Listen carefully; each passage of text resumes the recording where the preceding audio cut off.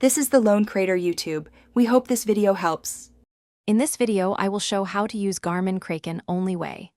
Begin by charging the Kraken and powering it on, then open the Garmin app and follow on-screen pairing prompts to connect via Bluetooth.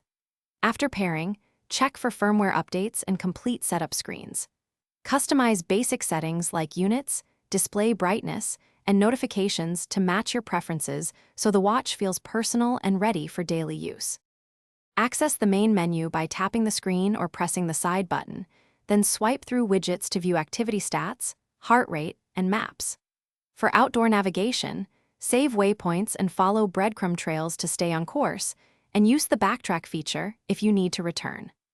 Adjust map orientation and zoom to keep important details visible, and enable alerts for turns or distance to stay focused without looking down constantly. If you are finding this video helpful, please subscribe and like to support the channel. Quick recommendation: on long rides or runs, grab the Owala water bottle for leak-proof sipping and easy carry. It fits most cup holders and keeps drinks cold. Check the description for the link and other deals so you can grab one.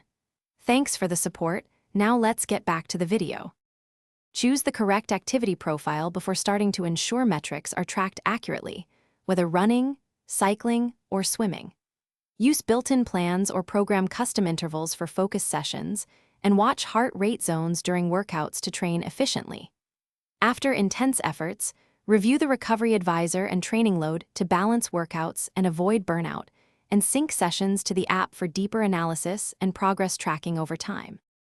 Thanks for watching. Consider subscribing if we helped you.